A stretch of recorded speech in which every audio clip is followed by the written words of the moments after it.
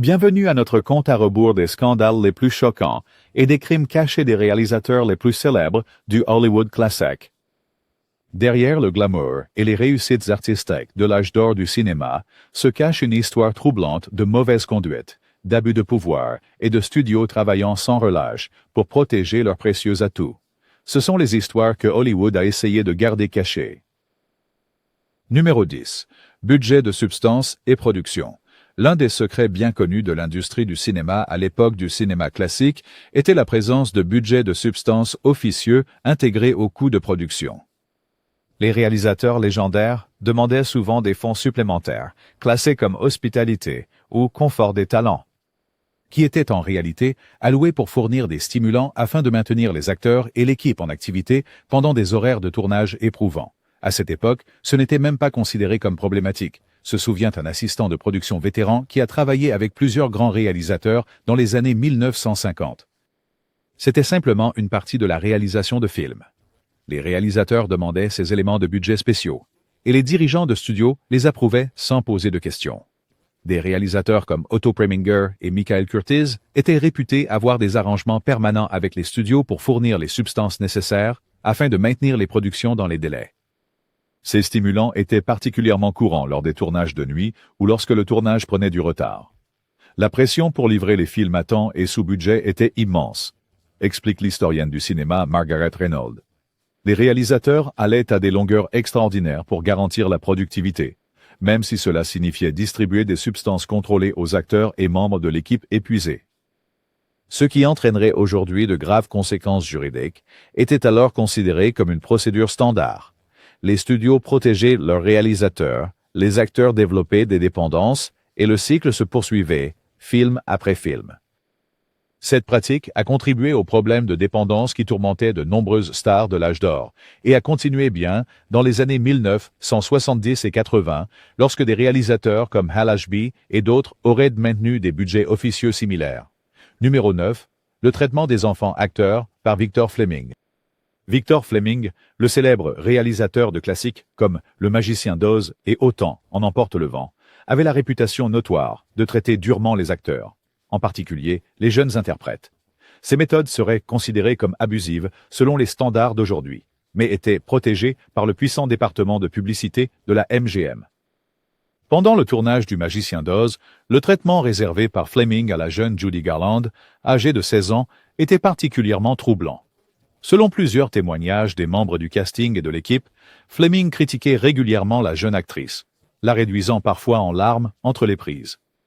Lors d'un incident célèbre, quand Garland ne pouvait pas s'empêcher de rire pendant une scène, Fleming l'aurait emmenée à part et lui aurait giflé le visage avant de lui ordonner de continuer la scène. Fleming croyait en ce qu'il appelait la direction par choc, explique l'historien du cinéma Richard Matheson. Il pensait que des réponses émotionnelles authentiques pouvaient être déclenchées par l'intimidation et la peur. Les cadres de MGM connaissaient ces techniques, mais appréciaient sa capacité à terminer les films dans les délais et à moindre coût. Les enfants acteurs sur ces plateaux étaient souvent poussés jusqu'à l'épuisement physique, Fleming exigeant prise après prise jusqu'à ce qu'ils livrent exactement ce qu'ils voulaient. Margaret O'Brien, qui a travaillé avec Fleming enfant, s'est souvenue plus tard. Il y avait toujours cette menace sous-jacente que si vous ne faisiez pas une performance parfaite, il y avait des dizaines d'autres enfants qui pouvaient vous remplacer. Des réalisateurs comme Fleming utilisaient constamment cette peur. Le département de publicité de la MGM travaillait d'arrache-pied pour maintenir l'image de Fleming en tant que réalisateur brillant, bien que exigeant. Toute plainte de parents ou de tuteurs était rapidement étouffée par des renégociations de contrats ou des menaces de mise sur liste noire. Le contrôle absolu du système des studios sur les carrières des acteurs signifiait que peu osaient s'opposer à un réalisateur puissant comme Fleming. Numéro 8. L'obsession d'Alfred Hitchcock pour Tippi Hedren. Alfred Hitchcock, le maître du suspense, nourrissait des obsessions personnelles plus sombres qui se manifestaient dans son traitement des actrices, notamment Tippi Hedren lors du tournage de Les oiseaux et pas de printemps pour Marnie. Ce qui a commencé comme une relation professionnelle s'est rapidement transformé en quelque chose de bien plus inquiétant, une fois que Hedren était sous contrat. Il était possessif et contrôlant d'une manière qui allait bien au-delà d'une relation réalisateur-actrice.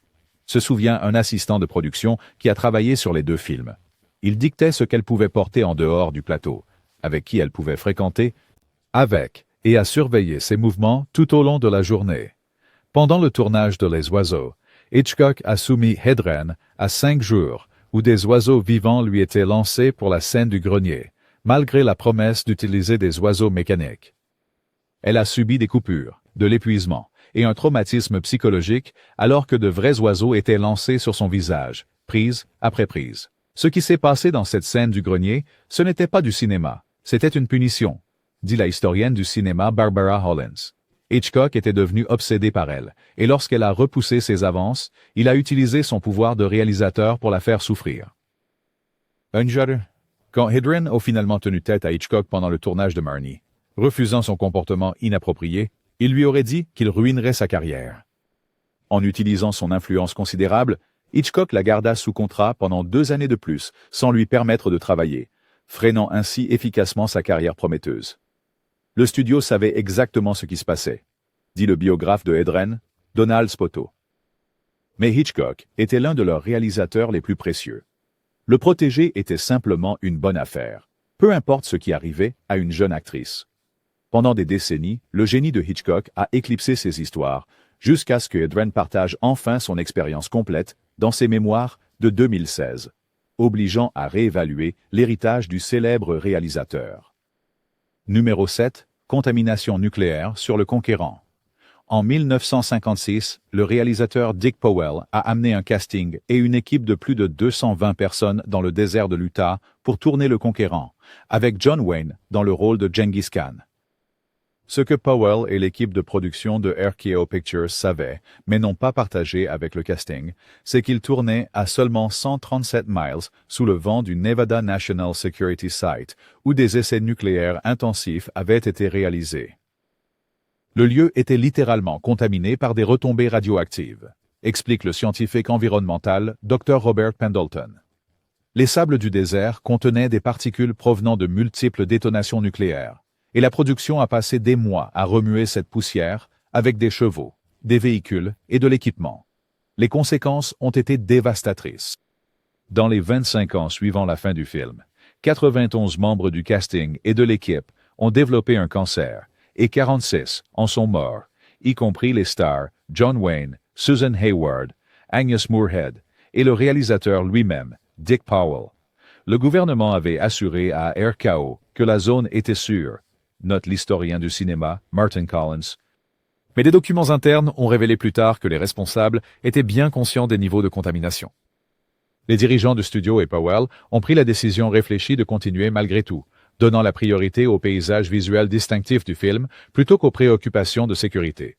Ce qui était particulièrement troublant, c'est la manière dont la production a accru l'exposition à la contamination. Pour rendre le paysage plus authentique, des tonnes de terre de l'emplacement de tournage ont été transportées vers les studios hollywoodiens pour les scènes d'intérieur, amenant ainsi directement le sol radioactif aux acteurs et à l'équipe.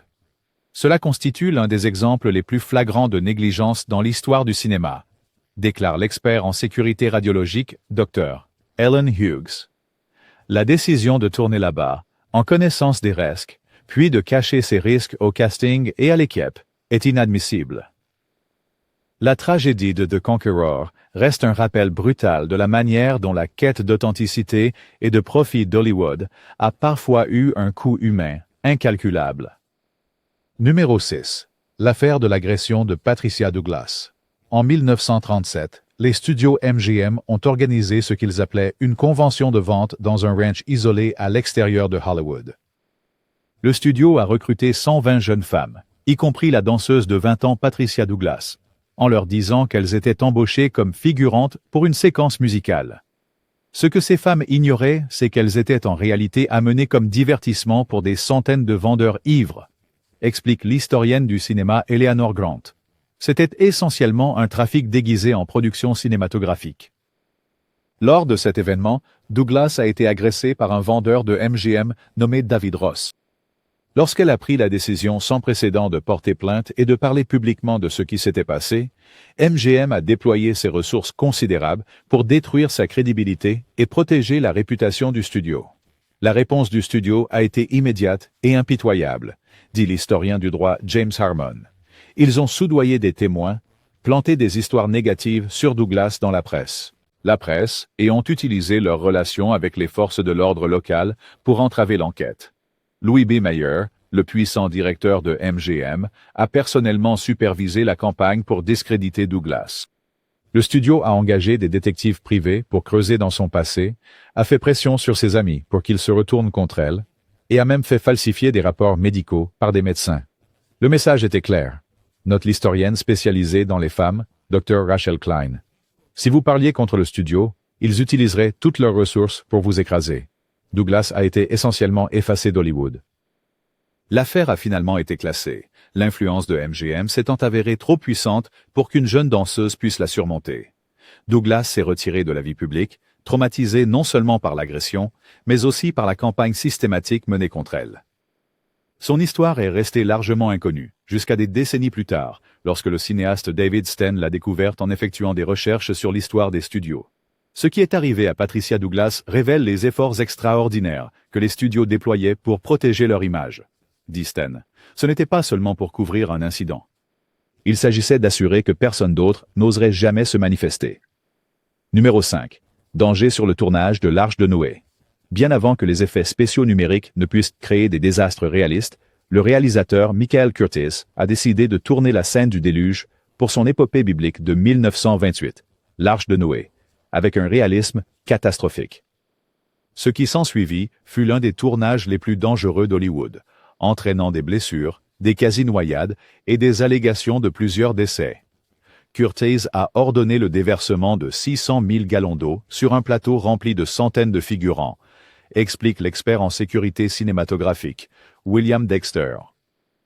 Beaucoup de ces acteurs ne savaient pas nager, n'étaient pas avertis du déluge, et n'avaient ni équipement de sécurité ni voie d'évacuation.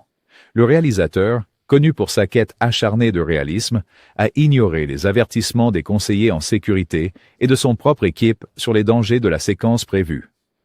Lorsque les énormes réservoirs d'eau ont été ouverts, le chaos s'est installé, alors que les figurants étaient emportés par les courants puissants, luttant pour garder la tête hors de l'eau tout en étant alourdis par de lourds costumes. Les cris que vous entendez dans cette scène ne sont pas de la comédie, note l'historienne du cinéma, Helen Summers. C'étaient des gens qui luttaient vraiment pour leur vie, tandis que Curtiz continuait de filmer, criant apparemment « C'est parfait, continuez à tourner ». Bien que les archives du studio ne reconnaissent que 3 blessés, les membres de l'équipe ont plus tard rapporté avoir sorti des figurants inconscients de l'eau et administré des premiers secours d'urgence. Des rumeurs persistantes suggèrent qu'au moins 3 personnes ont perdu la vie, bien que Warner Brothers ait vigoureusement nié ces affirmations et aurait payé des témoins pour qu'ils gardent le silence. Le studio a immédiatement pris le contrôle des dégâts, déclare l'expert juridique d'Hollywood, Thomas Reed. Les dossiers ont été modifiés, les rapports médicaux ont disparu, et on a rappelé aux employés leurs accords de confidentialité. C'était un cours magistral de dissimulation d'entreprise. Malgré la controverse, Curtiz n'a pas subi de conséquences sérieuses. Il a continué à réaliser des classiques comme Casablanca et Mildred Pierce. Sa réputation de cinéaste brillant a éclipsé le coût humain de ses méthodes. Cependant, l'incident a fini par contribuer à l'établissement de réglementations de sécurité pour les productions hollywoodiennes, bien que celles-ci se soient révélées largement insuffisantes pendant des décennies. Numéro 4. Les relations de Charlie Chaplin avec des mineurs. Le génie de Charlie Chaplin en tant que cinéaste et artiste a longtemps éclipsé le schéma troublant de ses relations personnelles avec des femmes extrêmement jeunes. Le créateur bien-aimé du Petit Vagabond poursuivait constamment des adolescentes, entamant souvent des relations avec elles dès l'âge de 15 ou 16 ans. Chaplin avait un type spécifique, explique le biographe de célébrité, Richard Bennett. Il était attiré par les femmes très jeunes et naïves qu'il pouvait façonner et contrôler. Il les faisait jouer dans de petits rôles, devenait leur mentor, et la relation devenait rapidement romantique malgré les différences d'âge significatives. Son mariage avec Mildred Harris, âgée de 16 ans, alors qu'il en avait 29, n'était que le début. Il épousa ensuite Lita Gray, également âgée de 16 ans, alors qu'il avait 35 ans, après qu'elle soit tombée enceinte de son enfant à l'âge de 15 ans. Des années plus tard, il a commencé sa relation avec Paulette Goddard, alors qu'elle avait prétendument 17 ans, bien que les récits de son âge varient, et lui avait 43 ans. Les studios étaient complices pour dissimuler ces relations, note l'historien du cinéma. Margaret Wilson. Il créait de fausses biographies pour ces jeunes femmes, ajoutant des années à leur âge et au matériel publicitaire. Les certificats de naissance se perdaient mystérieusement ou étaient modifiés. Le scandale le plus public éclata avec Joanne Barry, une jeune aspirante actrice, qui intenta un procès en paternité contre Chaplin. L'affaire judiciaire qui en a résulté et la publicité ont considérablement endommagé son image publique, avec des allégations concernant sa préférence pour des compagnes extrêmement jeunes devenant plus largement connues. Ce qui est particulièrement troublant, c'est la manière dont l'industrie a normalisé ce comportement, déclare l'historien culturel Dr. James Peterson. Chaplin n'était pas unique. Beaucoup d'hommes puissants à Hollywood poursuivaient des filles mineures. La différence était que sa célébrité rendait son comportement plus visible. Le scandale a finalement contribué à ce que Chaplin se voit refuser de rentrer aux États-Unis en 1952 lorsqu'il est parti pour promouvoir un film. Le département de la justice a révoqué son permis de retour, invoquant la turpitude morale parmi les raisons, forçant Chaplin à passer le reste de sa vie en exil en Suisse. Numéro 3. Mauvais traitement de Judy Garland par le studio. L'histoire tragique de Judy Garland représente l'un des héritages les plus honteux d'Hollywood. Dès que MGM l'a signé à l'âge de 13 ans, le système du studio a commencé une campagne systématique de contrôle, de manipulation et d'exploitation qui l'a entré pour le reste de sa vie. MGM ne voyait pas Judy comme une enfant. Il la considérait comme un atout à maximiser, explique le biographe de Garland, Gerald Clark. Le chef de studio Louis B. Mayer et ses dirigeants contrôlaient chaque aspect de son existence, de son apparence à ses relations personnelles. Les abus du studio commencèrent par des critiques constantes de l'apparence de Garland. Les dirigeants la traitaient régulièrement de grosse et laide, la soumettant à des régimes stricts et bandant sa silhouette en développement pour maintenir une apparence enfantine. Pour suivre des horaires de travail épuisants, le studio lui fournissait des stimulants pour rester éveillé le jour et des somnifères la nuit, entamant un cycle de dépendance qui la tourmenterait toute sa vie. À l'âge de 18 ans, elle était déjà dépendante des pilules que le studio lui donnait, note le spécialiste des addictions, le Dr. Robert Carson. MGM a délibérément créé cette dépendance pour la rendre plus docile et productive. Il ne se préoccupait pas de son bien-être, seulement du nombre de films qu'elle pouvait leur rapporter. Quand Garland a commencé à montrer de l'intérêt pour les relations amoureuses, le studio est intervenu en dictant avec qui elle pouvait sortir. MGM l'a même forcé à interrompre des grossesses quand elle perturbait les calendriers de tournage, donnant la priorité aux horaires de production plutôt qu'à sa santé physique et émotionnelle. Le niveau de contrôle était absolu, déclare l'historienne du cinéma Patricia Werner. Quand Judy montrait une quelconque résistance ou une pensée indépendante, le studio menaçait de la remplacer, ou lui rappelait combien elle avait de la chance d'avoir été choisie. Au moment où MGM l'a libérée de son contrat à l'âge de 28 ans, le mal était fait. La santé physique et mentale de Garland avait été systématiquement détruite par le studio même qui avait fait d'elle une star, la laissant lutter avec les conséquences pour les 22 années restantes de sa vie. Deuxièmement, King Vidor et le mystère Thomas Ince. La mort mystérieuse du producteur Thomas Ince en 1924 reste l'une des affaires non résolues les plus durables d'Hollywood, avec le réalisateur King Vidor, qui aurait découvert puis dissimulé des informations explosives sur ce qui s'est réellement passé à bord du yacht de William Randolph Hearst. Thomas Ince est officiellement mort d'une insuffisance cardiaque après être tombé malade sur le yacht de Hearst lors d'une fête d'anniversaire, explique l'historien du cinéma Edward Blake. Mais dès le début, des rumeurs ont circulé selon lesquelles quelque chose de bien plus sinistre s'était produit. La théorie la plus persistante suggère que Hearst avait en réalité l'intention de tirer sur Charlie Chaplin, dont on disait qu'il avait une liaison avec la maîtresse de Hearst, Marion Davis. Dans la confusion d'une confrontation, Ince aurait été abattu à la place. Ce qui rend cette affaire particulièrement intrigante, c'est la connexion de King Vidor à celle-ci, des décennies plus tard. Vidor est devenu obsédé par l'affaire Ince dans les années 1960, déclare la journaliste d'investigation Melissa Roberts. Il a mené des interviews et des recherches approfondies, affirmant qu'il avait découvert la vérité. Il avait même prévu de faire un film à ce sujet intitulé « The Lover's Murder », mais a mystérieusement abandonné le projet. Les témoins de la fête originale sur le yacht ont rapporté que le pouvoir et l'influence de Hearst ont transformé l'enquête.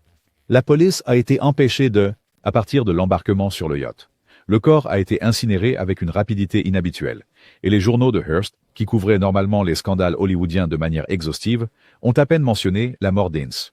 Ce qui est particulièrement suspect, c'est la manière dont Vidor, après avoir prétendu résoudre le mystère, a soudainement abandonné tout le projet, note l'initié de l'industrie cinématographique James Lawson. La rumeur dit que quelqu'un, peut-être représentant la puissante succession de Hearst, a clairement fait savoir que poursuivre le film aurait de graves conséquences pour la carrière de Vidor.